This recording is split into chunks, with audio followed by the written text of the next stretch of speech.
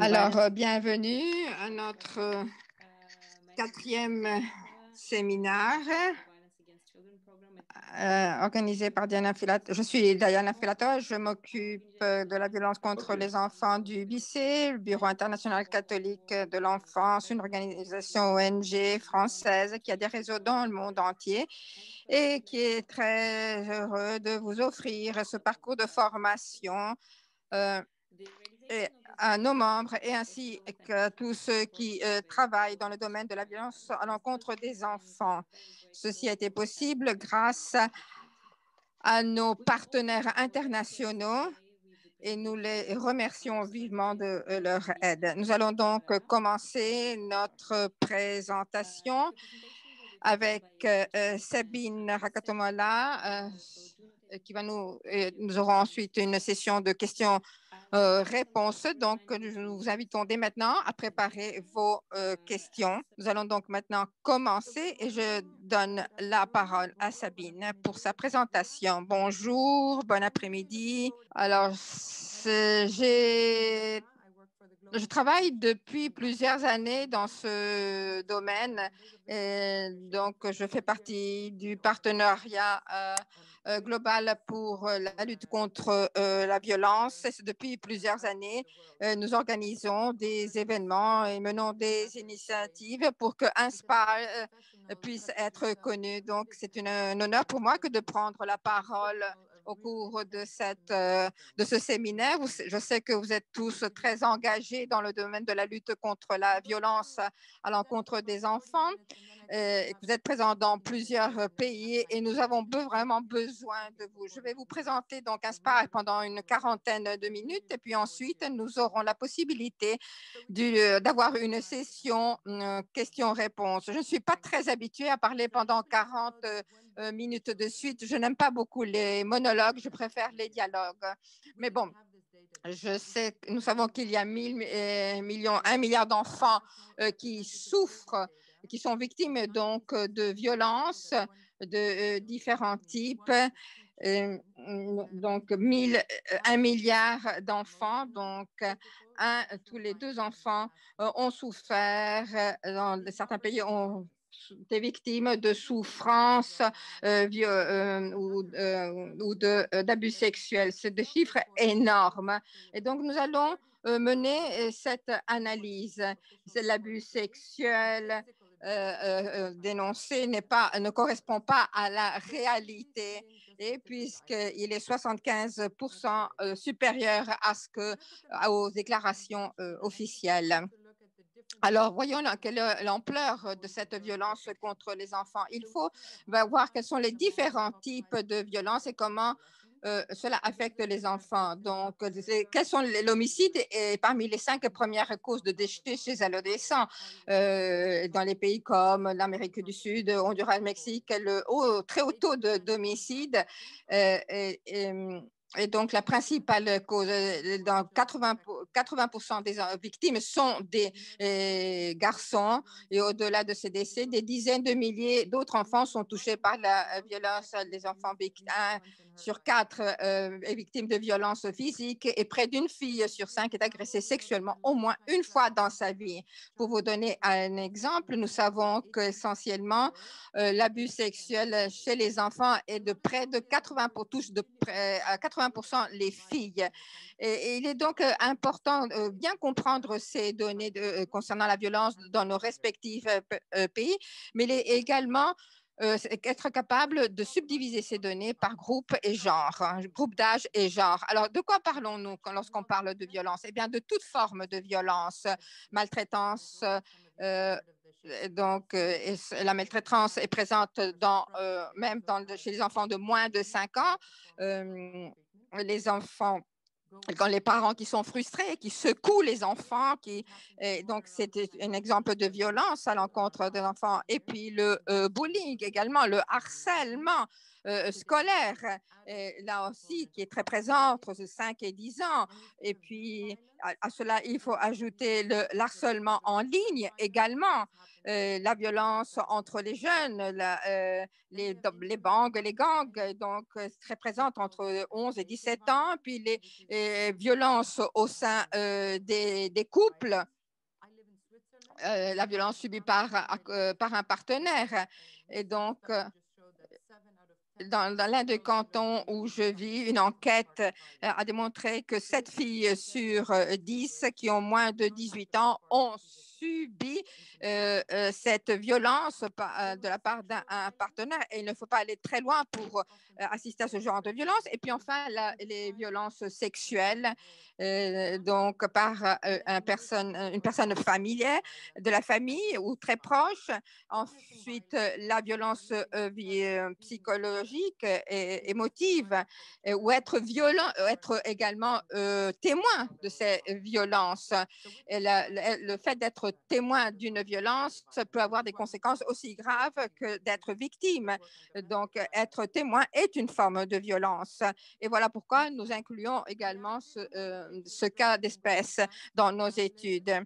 Si je vais trop vite, n'hésitez pas à m'interrompre. Ou si vous avez des questions urgentes, n'hésitez pas à m'interrompre. Alors, si nous regardons maintenant les conséquences au niveau de la santé, eh bien, nous avons là beaucoup de conséquences, telles que les blessures qui peuvent même provoquer la mort. Comme dans le cas où les parents, la mère ou le père ou un autre membre de la famille secoue l'enfant et ce qui provoque des blessures au niveau du cerveau, ou bien également des comportements dangereux, nocifs, comme le tabagisme, l'abus d'alcool, et puis des conséquences au niveau de la santé mentale. Et là, on arrive à des cas de suicide, de troubles mentaux, et là, on en a beaucoup de preuves à ce sujet.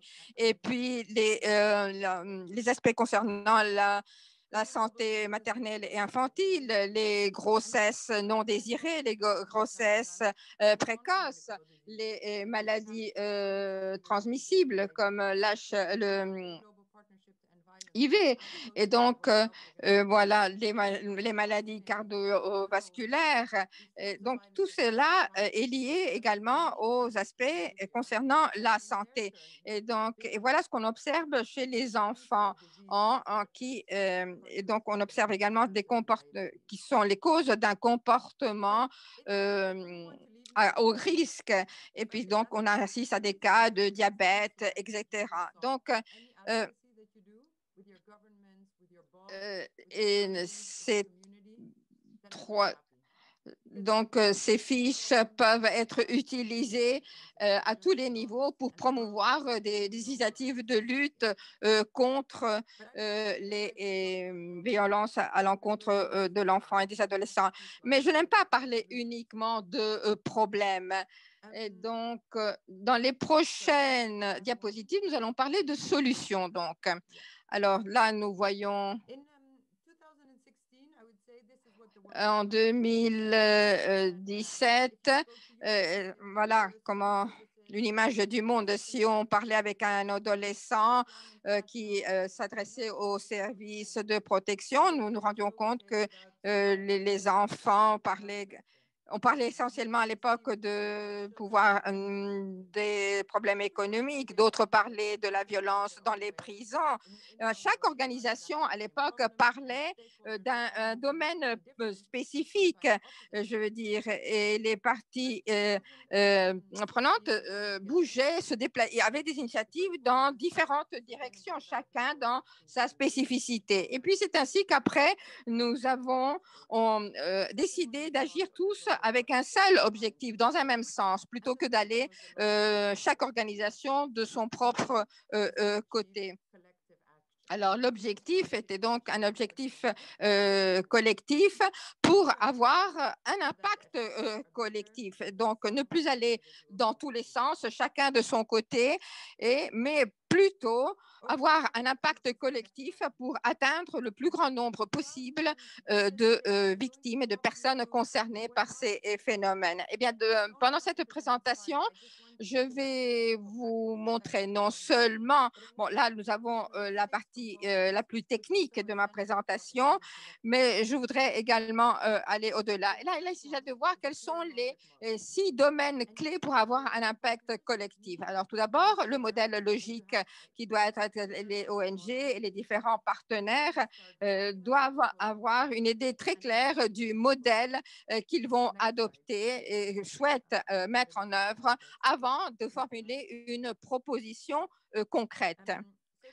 Prochaine diapositive. Alors, si nous tenons compte du modèle logique et clair, nous nous rendons compte qu'il faut d'abord bien comprendre le problème, les causes du problème, et ensuite voir quels sont les risques et et ensuite voir à qui s'adressent nos interventions pour arriver ensuite à la mise en œuvre. Eh bien, nous avons développé un programme et que nous avons ensuite répété à plusieurs reprises dans d'autres pays. Mais il faut tenir compte également du genre, de l'âge, du type de violence également, pour voir quelles sont les techniques les plus appropriées pour adopter un problème déterminé. Donc, voir comment on peut répéter le même modèle ou bien le modifier et l'adapter à aux réalités d'autres pays.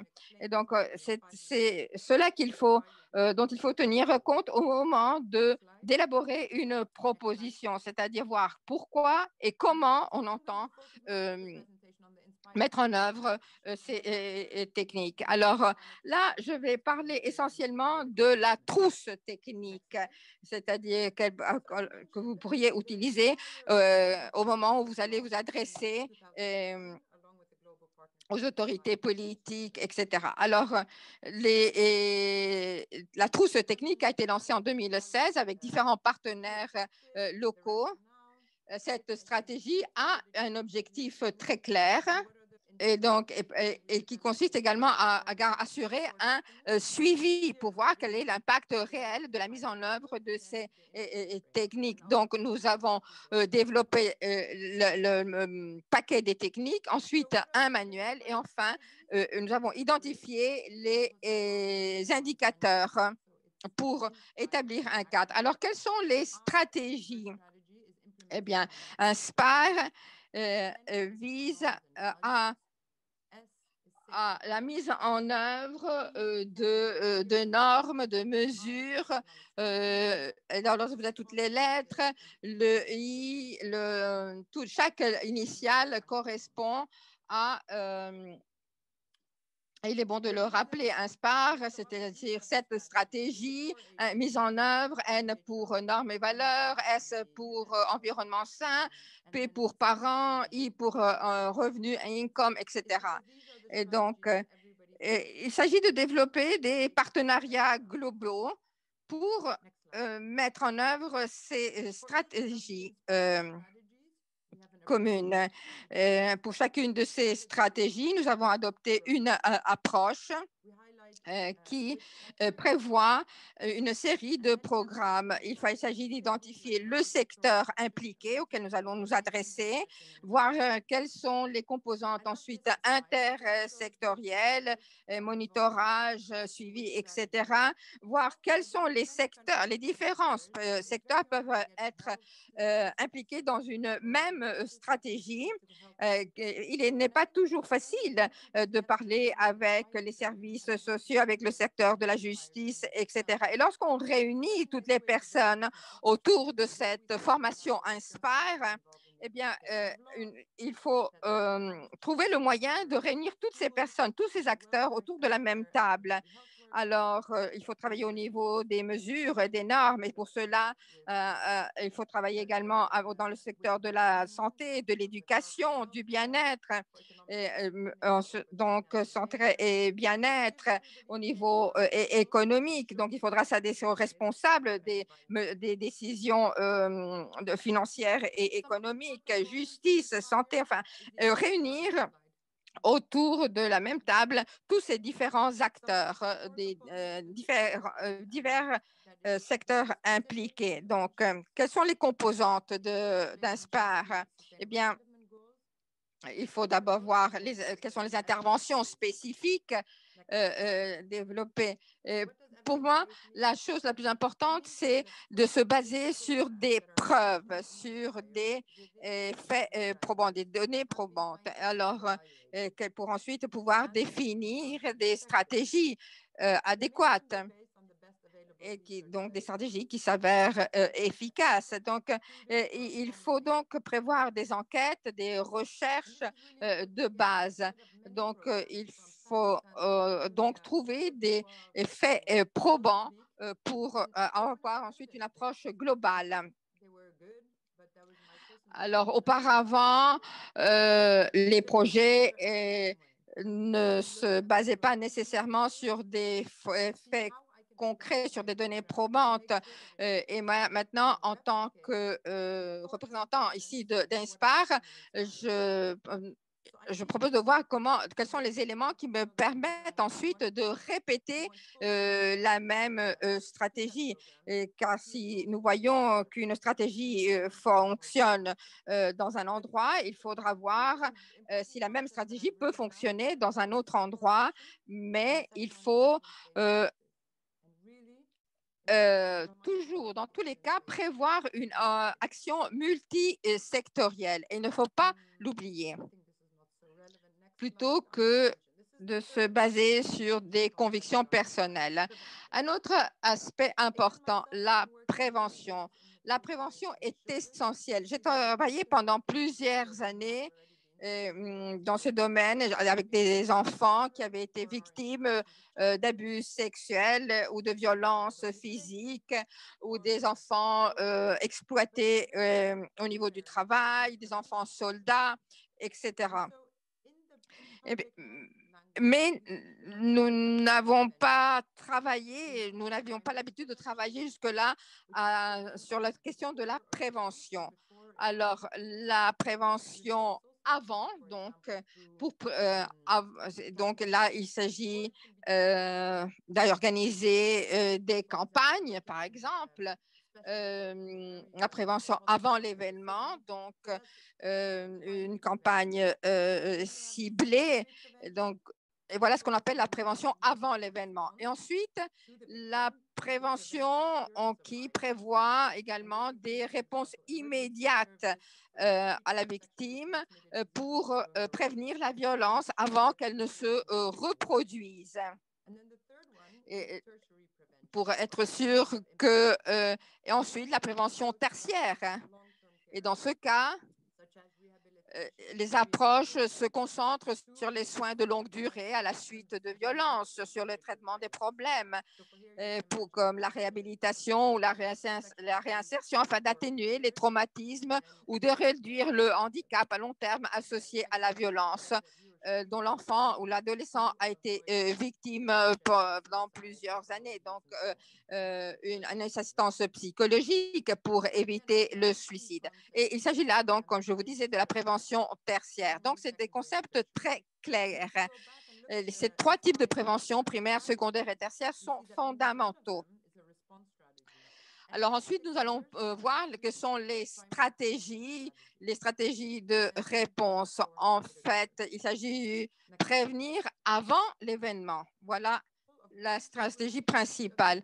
Alors là, nous allons voir un exemple d'un programme pour chacune des stratégies d'Inspire. Je vous invite à lire le document.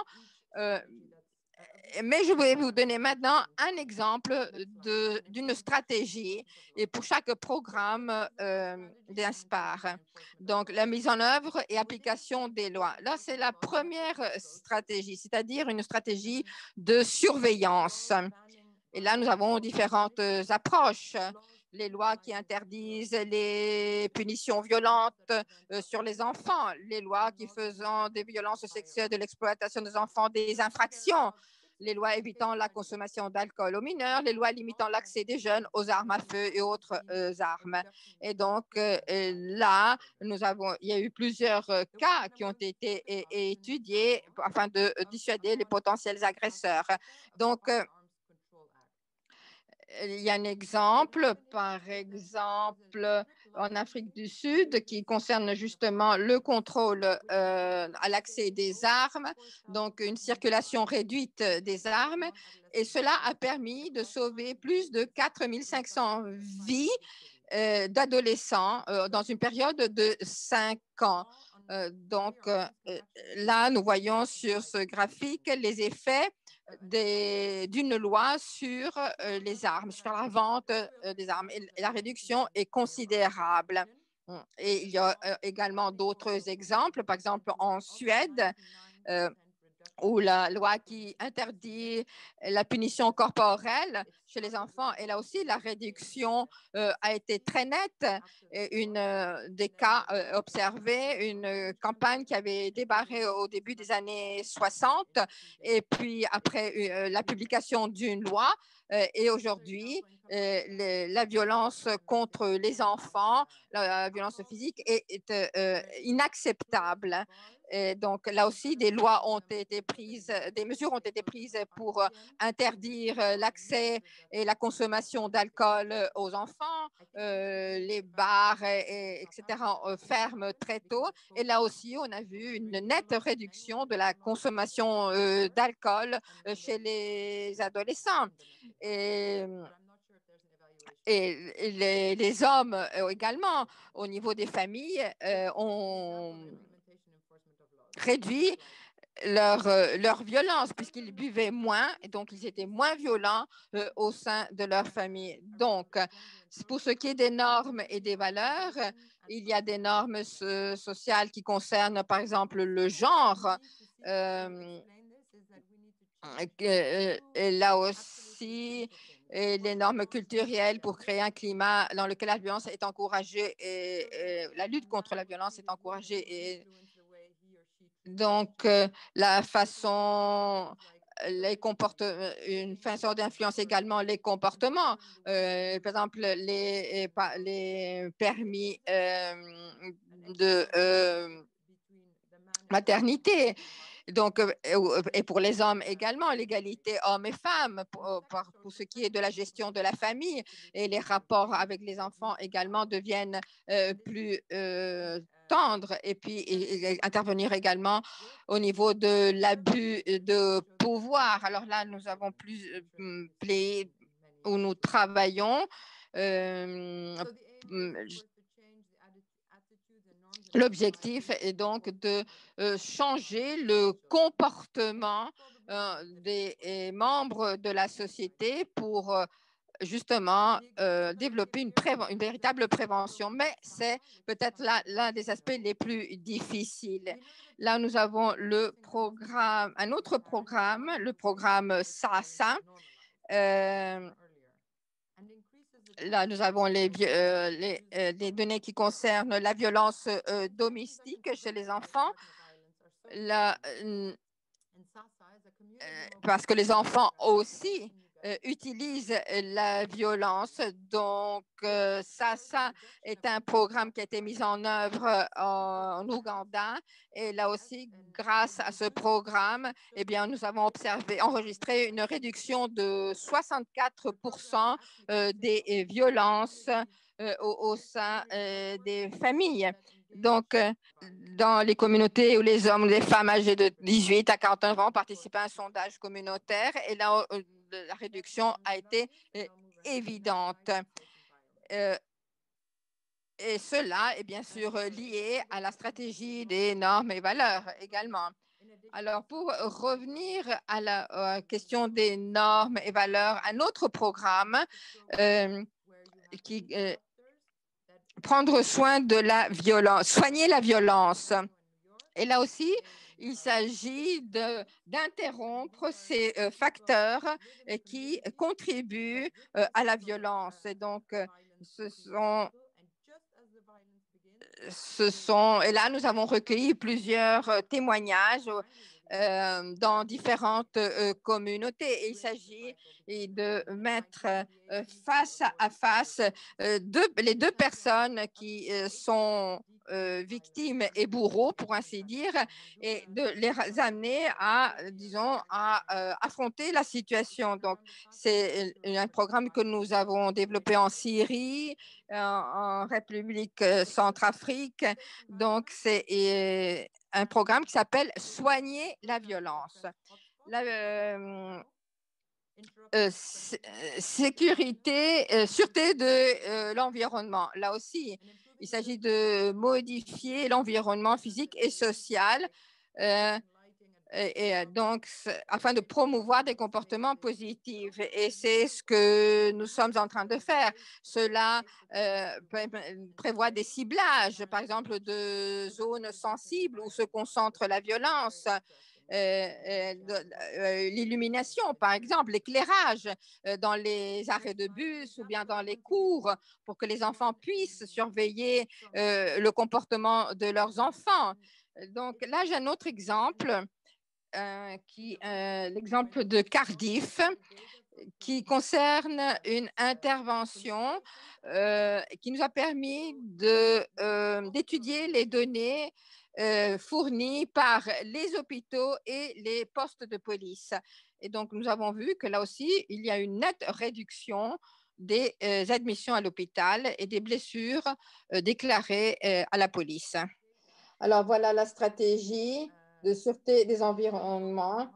Alors, nous avons vu que si nous croisons les données fournies par les hôpitaux et par la police, nous observons une nette réduction de la violence à l'encontre des enfants. Donc, la prochaine stratégie concerne l'appui aux parents et aux personnes ayant la charge des enfants. Donc, réduire les pratiques d'éducation brutale, créer des relations positives, et donc réduire, par exemple, le châtiment corporel, par exemple. Et il y a là différents types d'appui, par exemple des visites à domicile, des visites individuelles. Donc, lorsque les enfants vont au jardin d'enfants, etc. Donc, assister les parents dès le début. Et puis, également un autre programme qui concerne les infirmières et les familles. Ce sont des personnes qui reçoivent une formation spécifique, donc l'infirmier, pour assister la famille, la mère pendant la grossesse, pendant l'accouchement et par la suite. Et donc, un suivi de près de 15 ans. Et donc, là, nous avons observé une réduction de près de 48% des violences à l'encontre des enfants dans le segment d'âge 0-15 ans. Donc, par rapport au même segment, alors que les mères n'ont pas reçu cette assistance. Donc, il s'agit d'une assistance qui a un énorme impact qui concerne non seulement les mères de famille, mais également les pères et toutes les personnes qui prennent en charge les enfants. Et cela permet d'assurer une meilleure santé publique et la santé mentale. Et c'est un type de soutien qui a été fondamental également pendant cette période de pandémie. Nous avons vu que les parents et ces deux programmes mis ensemble ont un impact très important pour ce qui est ensuite les programmes concernant les revenus et le renforcement économique. Et donc, il s'agit d'un programme de microfinancement qui a été mis en œuvre au Kenya et en Tanzanie. Donc, de microfinance combinée qui est fournie aux femmes pour accroître leur autonomisation.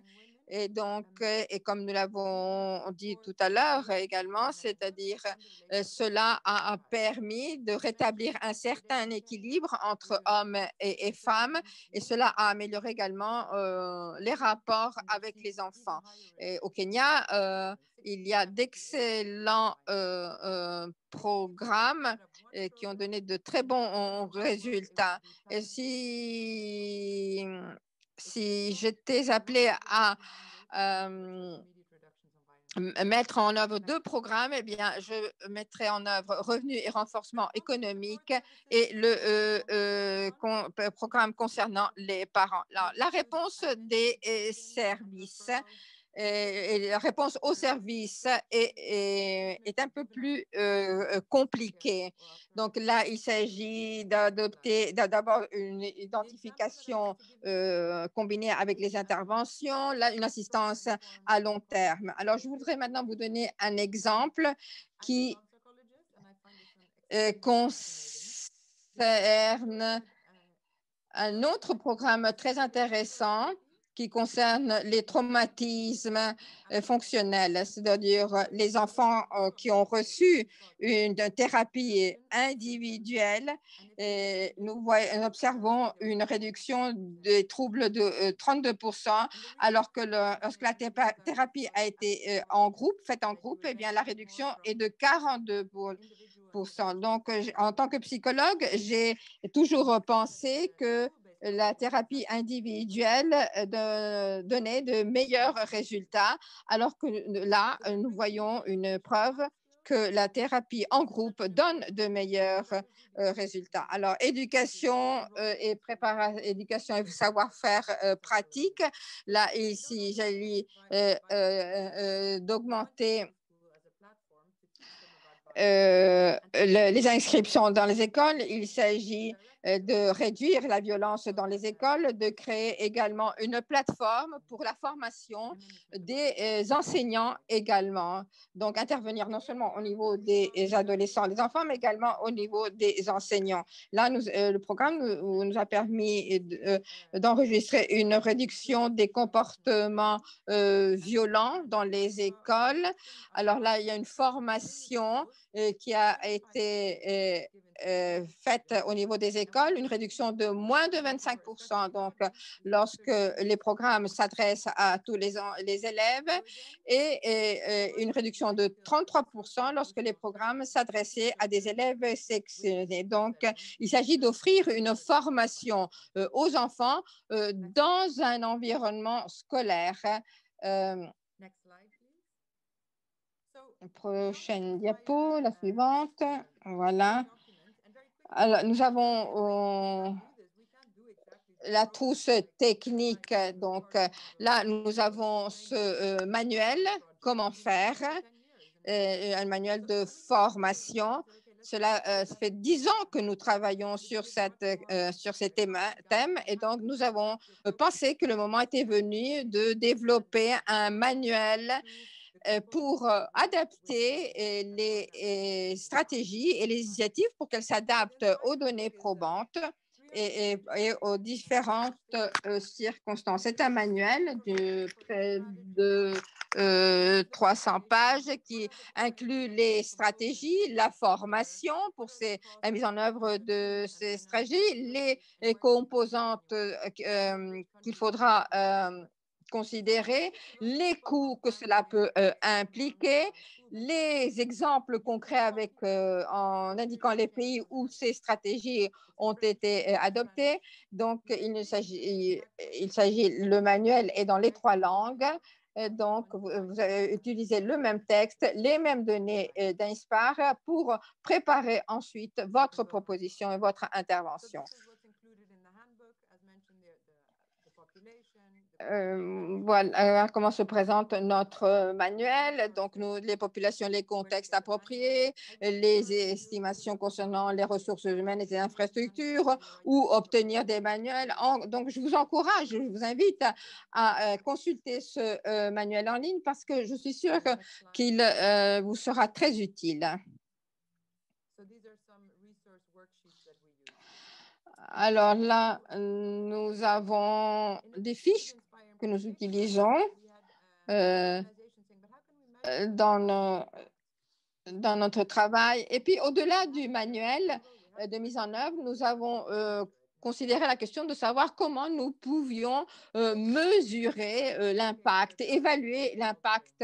Et c'est pour cela que nous avons développé toute une série d'instruments techniques, d'outils techniques. Et donc, qui tient compte des résultats obtenus. Cela nous a permis d'identifier des indicateurs essentiels, indicateurs d'impact, de résultats et de production.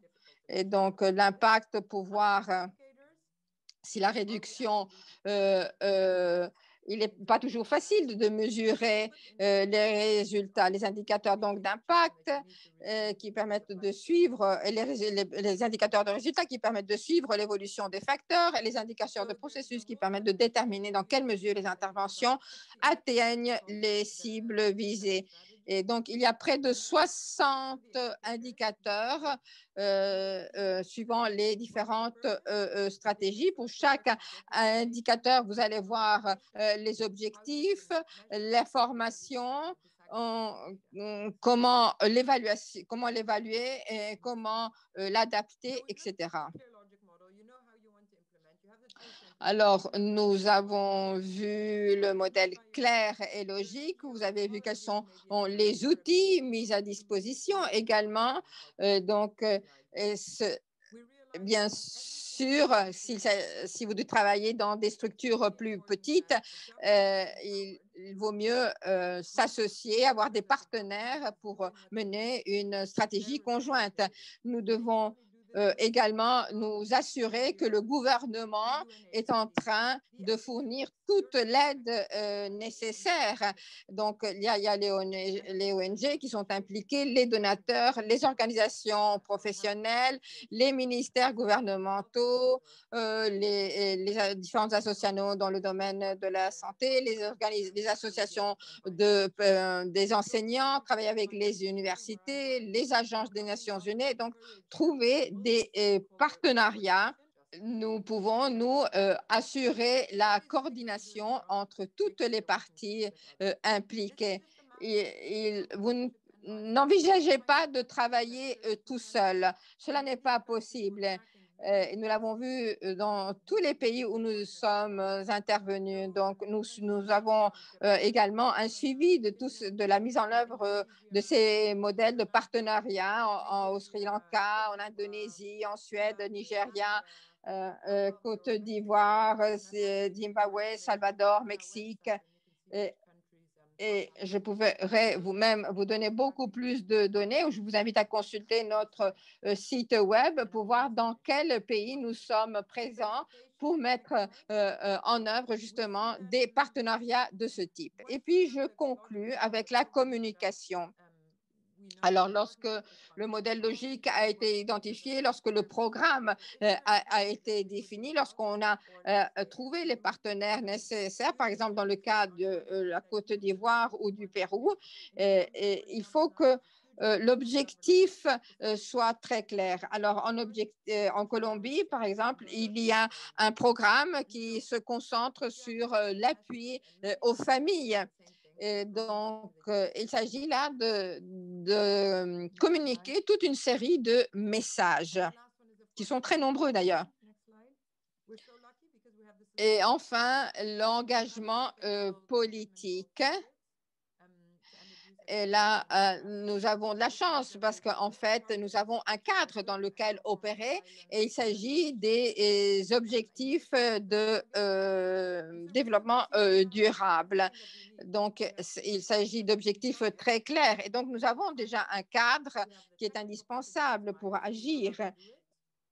Donc, au niveau du paquet technique, de la trousse technique d'INSPAR, nous savons donc dans quel cadre nous allons agir pour atteindre ces objectifs. Alors, quelle est notre mission? Eh bien, bien entendu, nous voulons promouvoir des programmes semblables Et donc, nous avons une théorie du changement qui vise essentiellement à une nette réduction de la violence contre les enfants.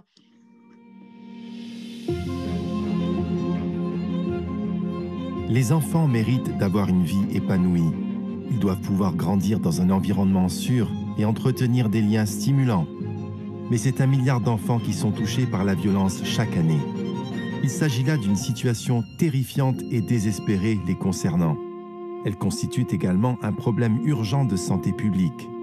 Mais, quelle que soit la situation politique ou économique, les violences faites aux enfants peuvent être évitées. C'est le coût de l'inaction qui est trop élevé. Ne pas agir contre ces violences sape de nombreux autres investissements en faveur des enfants, y compris dans leur santé et leur éducation, causant souvent des dommages à vie aux individus, aux familles et aux communautés de multiples façons, exacerbant les problèmes de santé mentale, d'abandon scolaire, d'usage et consommation abusive d'alcool et de drogue, d'exposition au VIH et au sida et bien d'autres risques.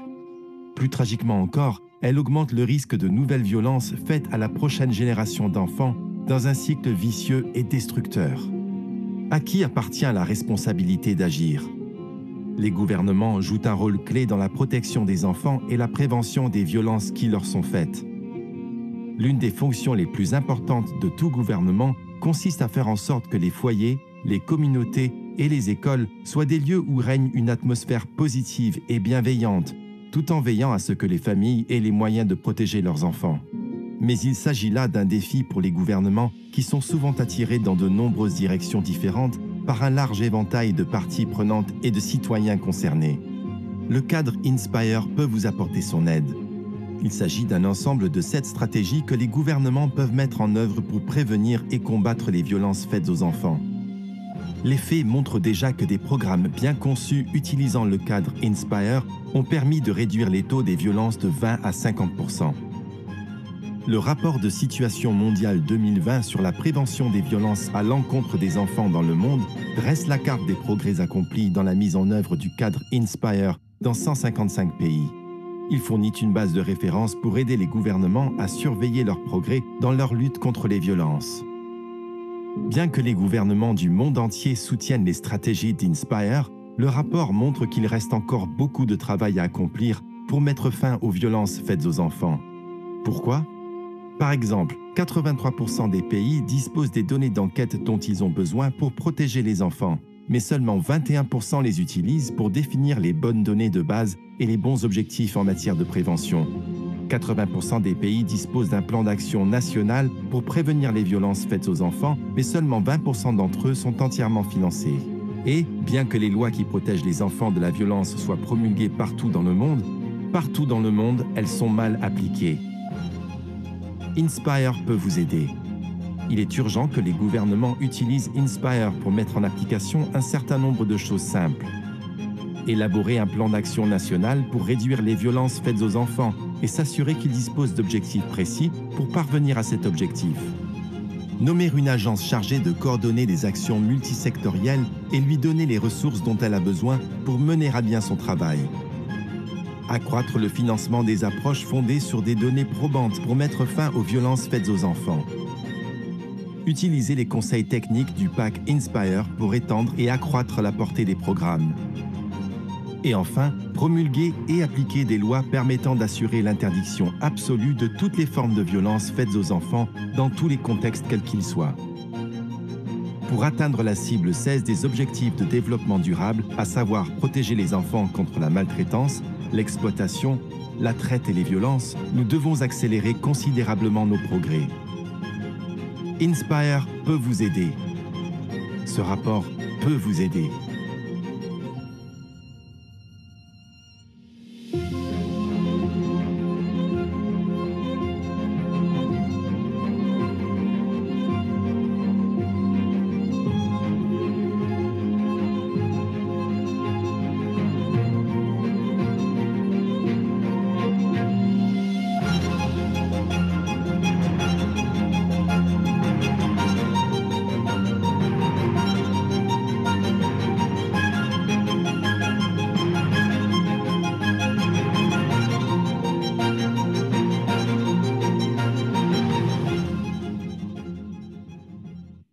Voilà. Merci Sabine pour ta présentation très pertinente.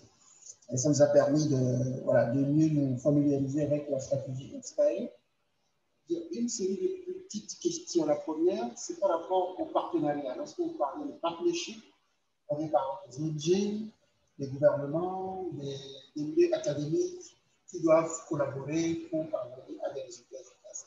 Je n'ai pas entendu parler d'organisation de jeunes ou d'enfants, puisqu'après tout, il s'agit des enfants. Est-ce que vous mettez ça dans ONG, dans les ONG, ou plutôt, voilà, parce qu'il me paraît normal en tant que sujet de droit, les enfants devraient faire partie de ce partenariat. Ça, c'est la première préoccupation. Deuxième préoccupation, vous avez évoqué un certain nombre de pays qui font partie, qui sont des pays pionniers, et qui font partie du Global Partnership. Il y a d'autres pays qui ne sont pas présents et qui sont représentés sur le panel. Comment est-ce que ces personnes-là peuvent travailler sur les stratégies d'expérience? Comment est-ce que vous pouvez les aider? Comment est-ce qu'ils peuvent contribuer? Troisième petite question, sur la question de la collecte de données des agrégés. Les États collectent des données de leur côté, les ONG collectent des données de leur côté également, et les agences des Nations Unies en font de même.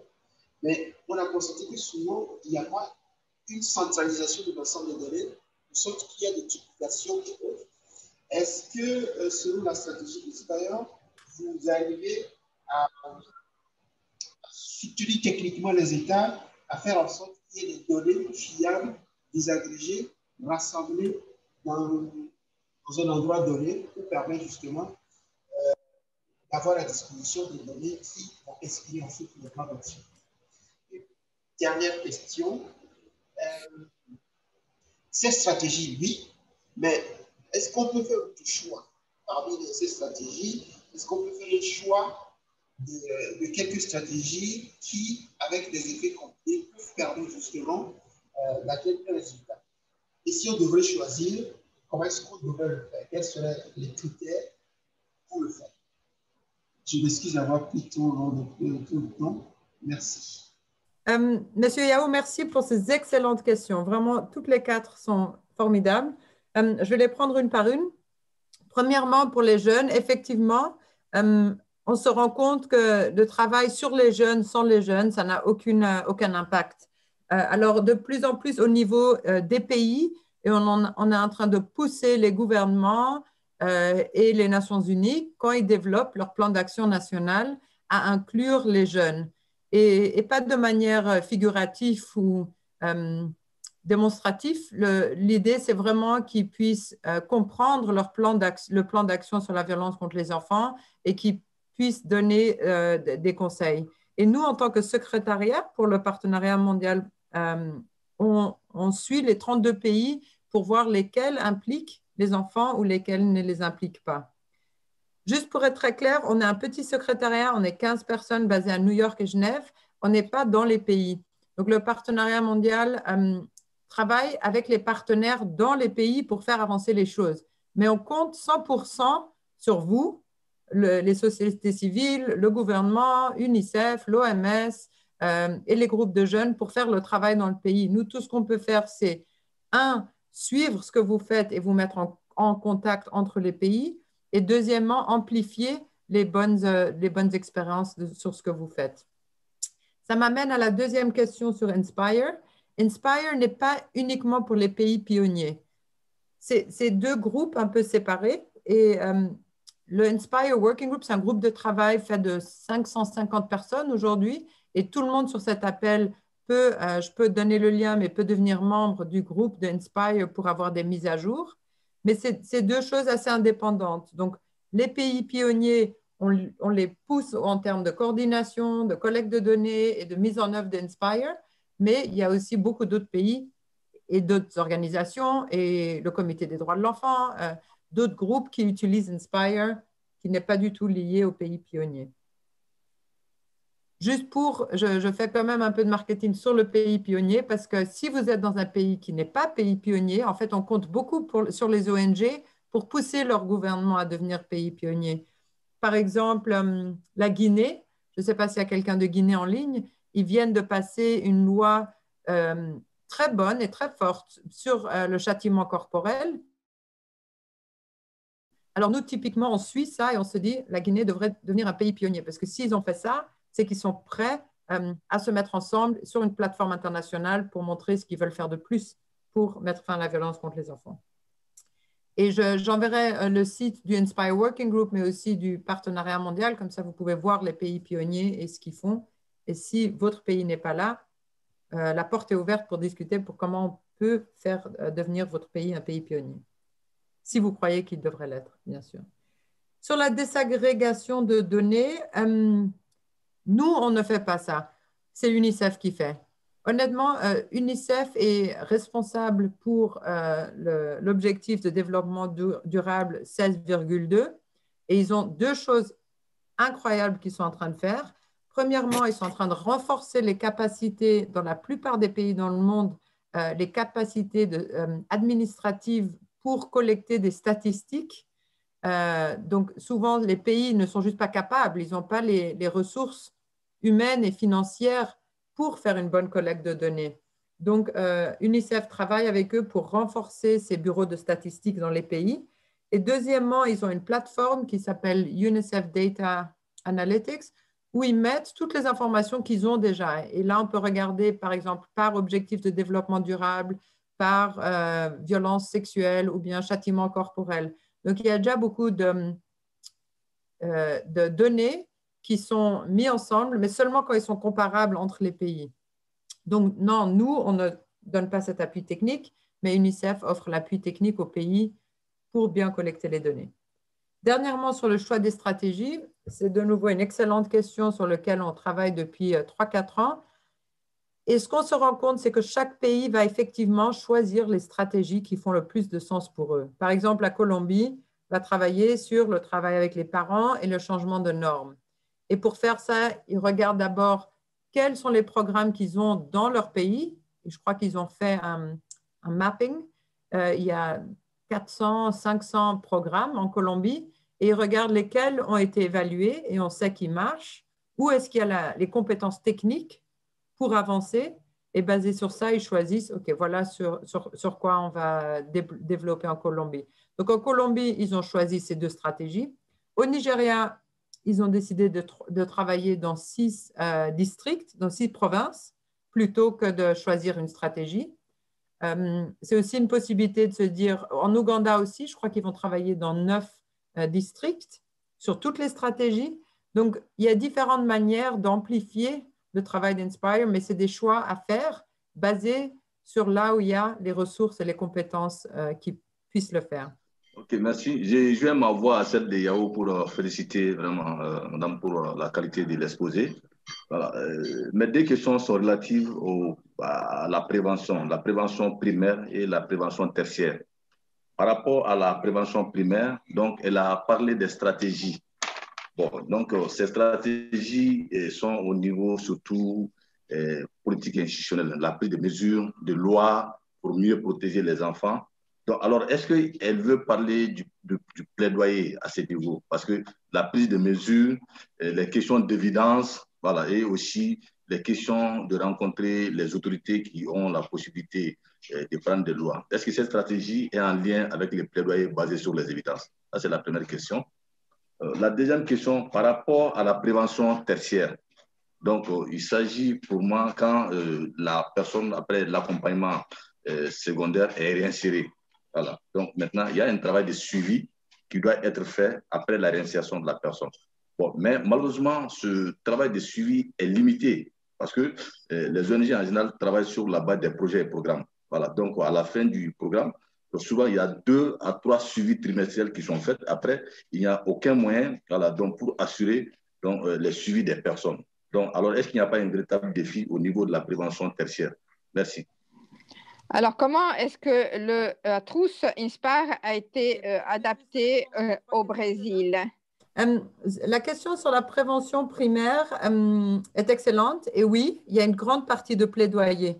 Mais surtout plaidoyer, par exemple, sur la loi sur les châtiments corporels ou pour l'abus d'alcool ou les lois sur l'alcool ou sur les lois sur la violence sexuelle ou même sur le renforcement économique, c'est changer des politiques sociales et économiques dans un pays. Donc là, je suis totalement d'accord avec vous que c'est du plaidoyer.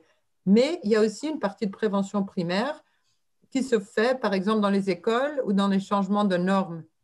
Dans les écoles, mes enfants, j'ai 3 enfants, la plus grande a 13 ans, elle a appris tout ce qu'elle a appris sur la violence à travers l'école. Elle n'a jamais été victime de violence, mais quand elle avait 5 ans, elle a appris sur l'importance de son corps. Quand elle avait 8 ans, elle a appris sur l'harcèlement à l'école. Quand elle avait 10 ans, elle a appris sur le harcèlement en ligne. Donc, c'est un énorme... c'est difficile parce qu'on ne peut pas mesurer. On ne peut pas mesurer ce qui n'est pas arrivé. Mais on est 100% sûr que si un enfant est plus au courant de ce qui est acceptable et n'est pas acceptable, alors il ou elle sera moins en danger et saura où aller s'il ou elle est victime de violence. Donc, ça, c'est une grande partie de la prévention primaire. Aussi, les changements de normes. Ici, on voit souvent des campagnes dans les bus où on dit si vous avez peur d'être victime de violence ou si vous avez été témoin de violence, n'hésitez pas à contacter. Donc, là, on rentre déjà dans la prévention secondaire, mais c'est quand même une forme de prévention primaire qui n'est pas du plaidoyer, mais qui sont vraiment des actions.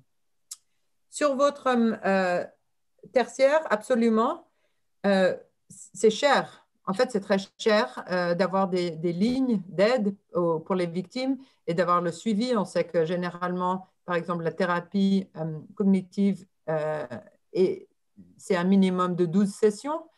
Donc, c'est très cher et c'est nécessaire. En même temps, si moi j'étais un bailleur, je mettrais mon argent aujourd'hui dans de la prévention plutôt que dans le suivi. Parce qu'aujourd'hui, ce qu'on veut, c'est prévenir pour ne pas avoir les coûts énormes qui suivent après. Donc, oui, tout ce que je peux dire, c'est il faut pousser vos gouvernements à allouer les budgets, non seulement pour la prévention, mais aussi pour le suivi des victimes. La question sur le Brésil, c'était une question, qu'est-ce que vous faites pour faire la mise en œuvre d'Inspire au Brésil? Et on travaille avec un partenaire, deux gros partenaires. Un est une organisation de société civile qui est basée à Sao Paulo et une autre, c'est une université de Sao Paulo aussi.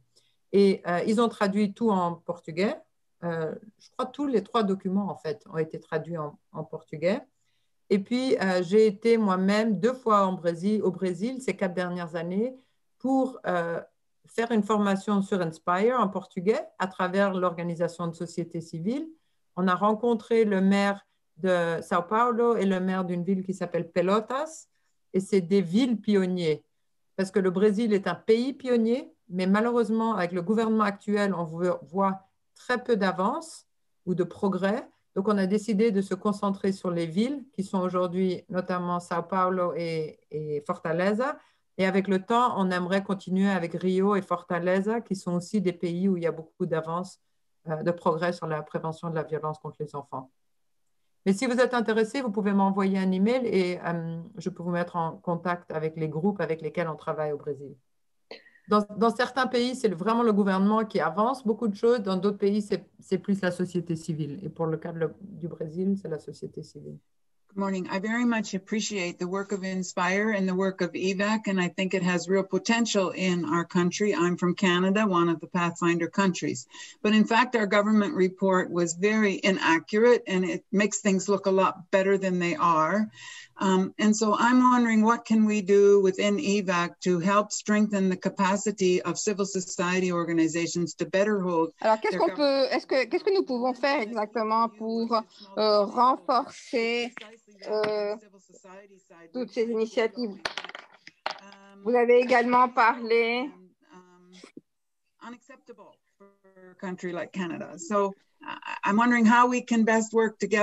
de certains pays, mais dans le cas du Canada, on observe des lenteurs qui ne sont vraiment inacceptables. Alors, que pouvons-nous dire au gouvernement pour qu'ils rendent compte de leurs initiatives? We cannot hold governments account. We don't have a mandate to hold governments account. That happens through the CRC reporting, and there's a solid official mechanism through which that happens. The Global Status Report to End Violence Against Children is government self-reporting. It could be that in 3-4 years' time, when they do a second one, that we could get CSO involved in the reporting back. the way they did it was nous pouvons impliquer, nous avons pu impliquer plusieurs acteurs. Nous avions réuni une quinzaine de personnes qui s'occupaient du rassemblement des données, une autre personne qui complétait le rapport global avec toutes ces données et probantes. Donc, nous avons cette équipe de 15 personnes à travailler pour ensuite analyser toutes les données reçues. C'est vrai que dans les situations des pays varient, mais il est bon de savoir ce que les autres pays font également et qu'à partir de là, d'autres pays s'engagent sur la même voie. Alors, si vous voulez des rapports, consulter des rapports officiels, il faut s'assurer que ces rapports aient été rédigés correctement. Alors, j'espère pouvoir avoir des données plus probantes dans les prochains rapports. Pour le moment, cela n'a pas été possible. Je crois que nous devrions pouvoir consulter les données et que l'État, sur lesquelles l'État est en train de travailler, pour voir qu'effectivement, ils font un bon travail. Bonjour. Bonjour à tous et à toutes. Merci.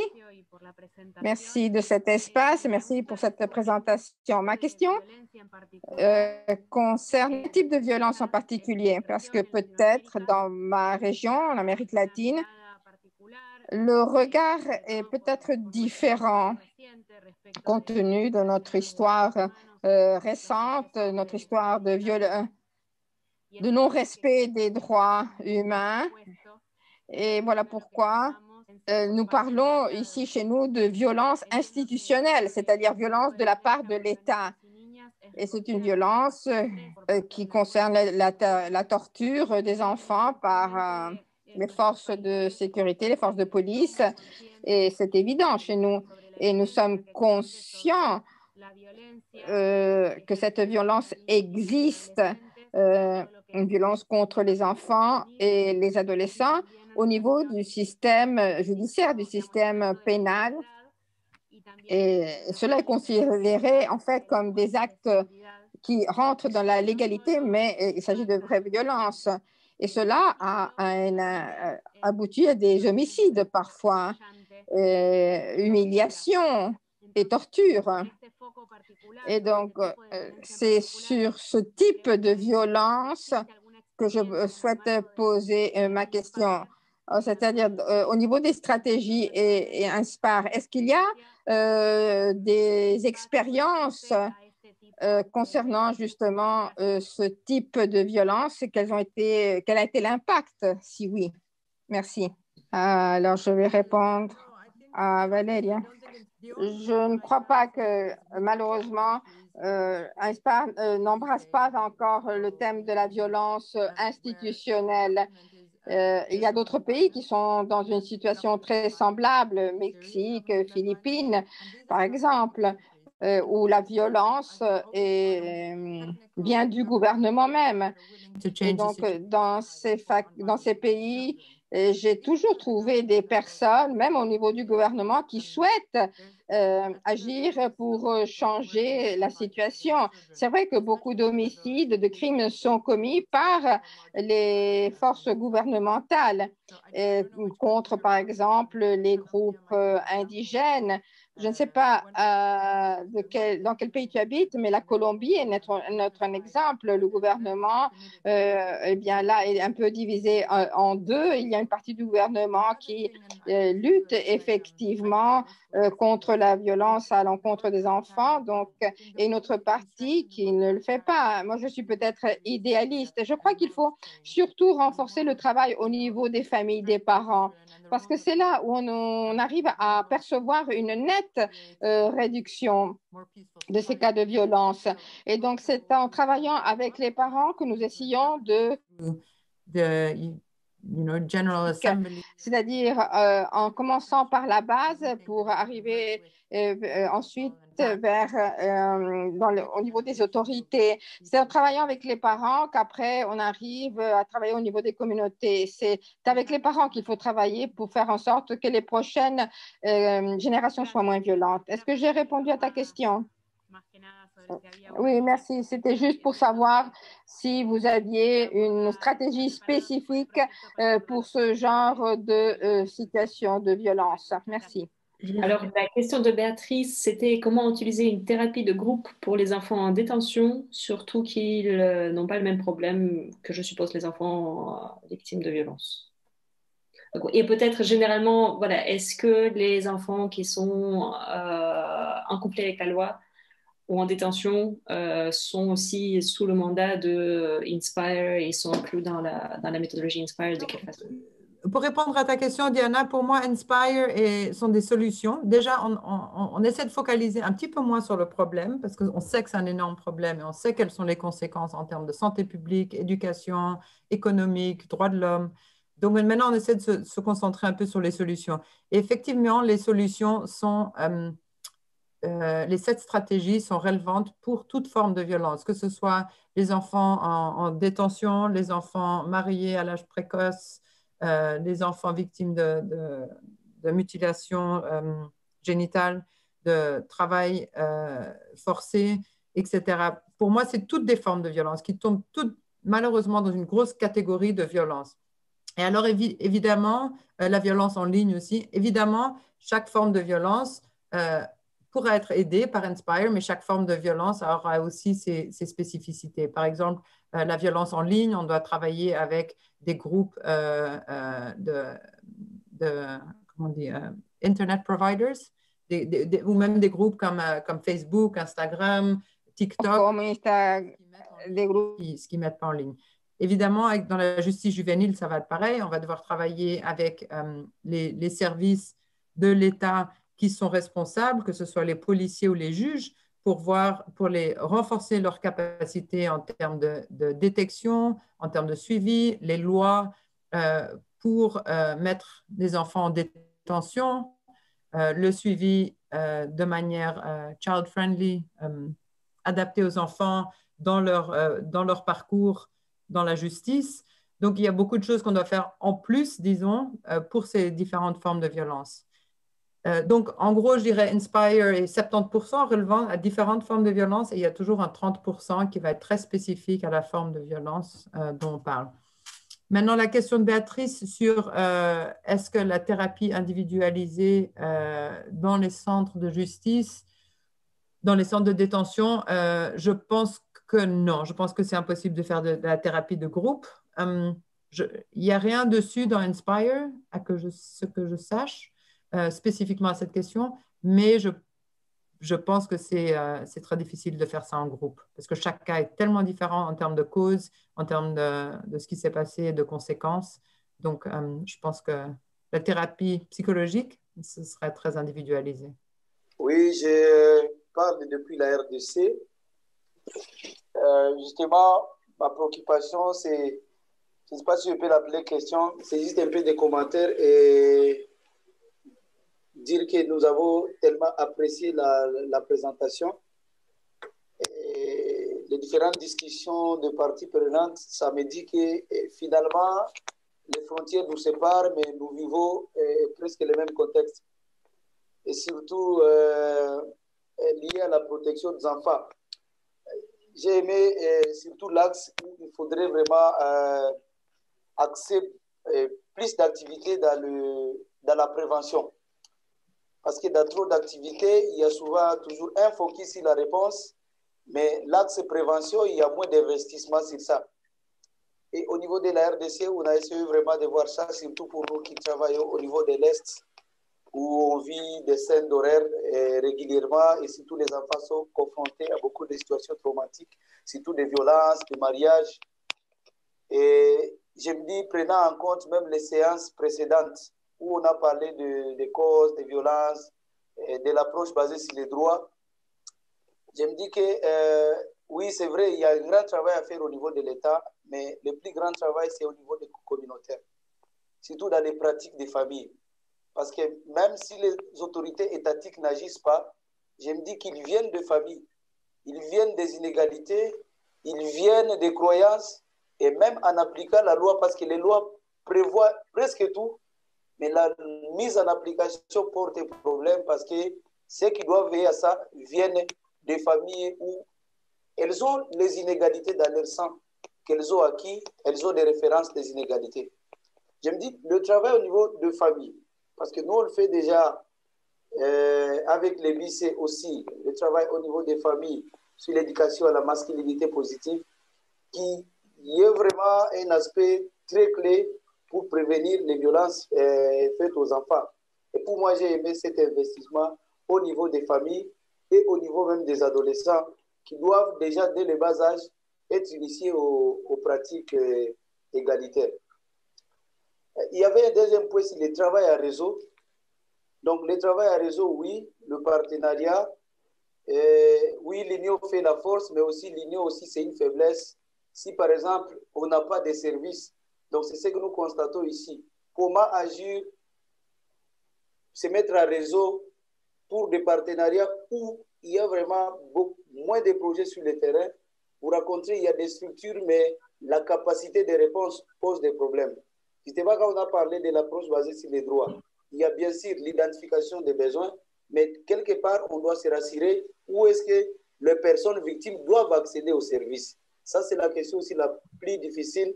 Et oui, c'est vrai, on ne peut pas faire tout. On doit veiller aussi sur les autres aussi. Mais ces réseaux-là doivent s'établir justement lorsqu'il y a présence de ces services. Il y a des liens. Sur quelle base on peut vraiment collaborer? Comment nous pouvons établir les mécanismes de référencement pour les services disponibles? L'autre question, c'était au niveau maintenant de l'évaluation de l'impact de nos programmes. Moi, je pense que cela doit être creusé maintenant. Est-ce qu'on y reviendra ou quel schéma on prend? Quelles sont les méthodes vraiment? Parce que finalement, on se concentre sur les outputs, mais les outcomes ne sont pas vraiment documentés et au niveau de l'impact. Et je voudrais vraiment, peut-être, si vraiment c'est dans une séance, qu'on s'attelle sur quels sont les outils vraiment que nous pouvons explorer pour vraiment que nous rassurons des changements que nos programmes portent sur. Donc, quels sont les changements les plus significatifs sur les bénéficiaires que chaque structure accompagne. Donc, je voudrais qu'on ait un cadre vraiment sur les outils qui pouvaient nous permettre de les capter et de voir comment nous pouvons apprendre de nos programmes. Merci beaucoup. Je crois que la question principale, bénédiction, c'est sur les évaluations. Et ce n'est pas à vous de faire les évaluations. J'ai travaillé pour Terre des Hommes, je ne sais pas si vous connaissez, c'est une ONG, pendant plus que 10 ans, et on faisait tout le temps nous-mêmes les évaluations.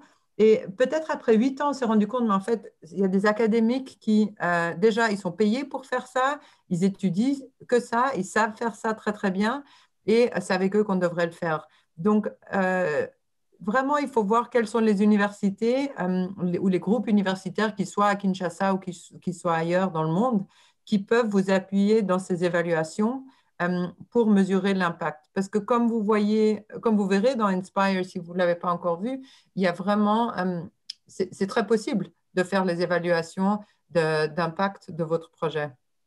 Peut-être pas au niveau de la prévalence de la violence dans tout le pays, mais en tout cas, si vous avez un groupe cible avec lequel vous travaillez, vous pouvez voir si comparé à un autre groupe, est-ce qu'il y a une diminution de la violence ou bien sur le long terme, est-ce qu'il y a une diminution sur la violence? Mais pour ça, il faut vraiment faire du travail avec des académiques. Bonjour à tous et à toutes. Alors, cette expérience est très importante. Et je crois qu'il est intéressant de voir la possibilité de combiner ces différentes stratégies, combien il est important de travailler sur le terrain. Pour ce qui est de l'incidence et du rôle de la société civile et donc des ONG par rapport à l'État. Alors, il me semble que ces expériences sont très intéressantes. Mais lorsqu'on parle de protection de l'enfance, par exemple, dans notre cas, nous travaillons avec des jeunes et des adolescents. Et donc,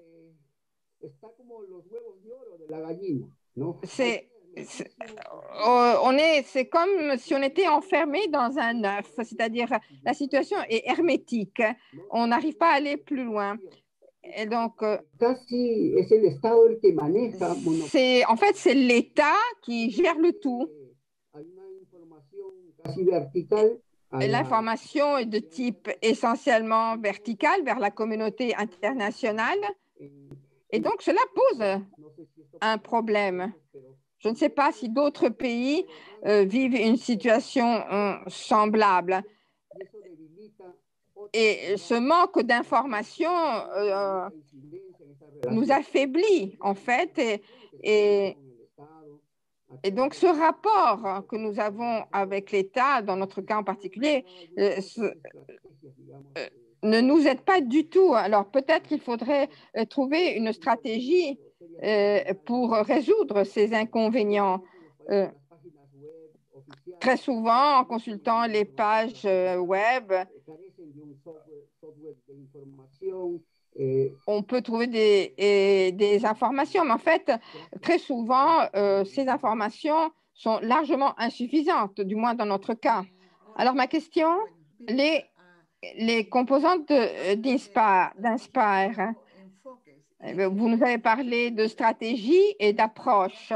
Et puis, sur l'écran, on voit des points, certaines approches ont 3 points, 5 points. Alors, les approches se définissent par rapport aux stratégies. Merci pour ces questions. Donc, c'est une question, en fait, qui reprend la question de la violence institutionnelle. Et il s'agit, en effet, d'une question très importante. Alors, c'est à vous de dire au gouvernement que vous n'êtes pas satisfait avec les mesures, avec les politiques adoptées jusque-là. Alors, il y a 2 façons de le faire. Vous pouvez vous fâcher et hausser la voix. Et cela n'est pas possible, car dans la plupart des pays, toute la machine du gouvernement est très compliquée. Donc, il faut trouver la façon, l'interlocuteur approprié.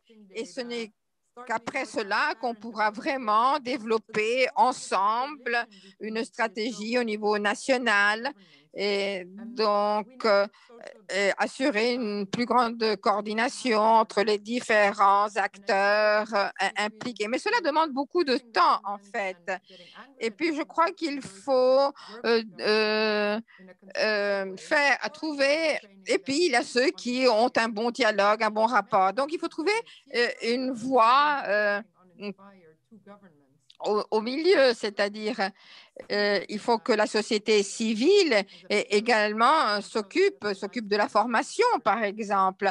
Et c'est une bonne façon d'établir de bons rapports avec le gouvernement en leur offrant, par exemple, justement, une possibilité de formation, etc. Et donc, il est difficile de définir le rôle de la société civile. Alors, je ne suis pas sûre d'avoir compris la deuxième partie de la question, mais pour ce qui est des approches, eh bien, il est très difficile, bien sûr, de tout classifier.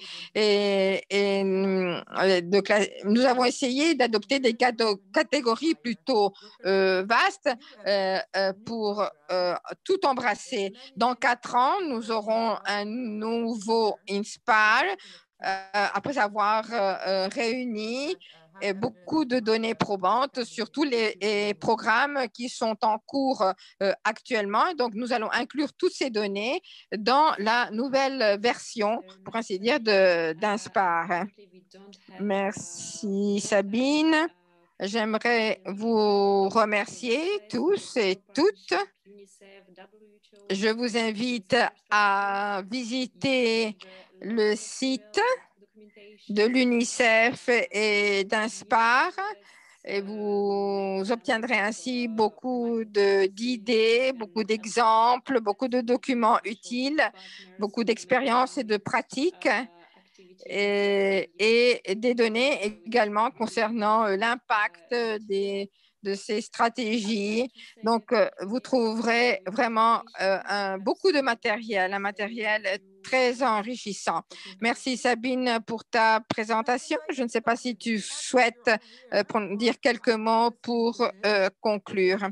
Alors, le fait que vous avez été patient pendant 2 heures, eh bien, cela me fait comprendre que vous êtes prêt à changer les choses dans votre pays. Donc, il ne faut pas renoncer à ces objectifs. Je crois que nous pouvons y arriver dans les années futures. Et je crois que la violence à l'encontre des enfants changera et elle n'est plus acceptable. Alors,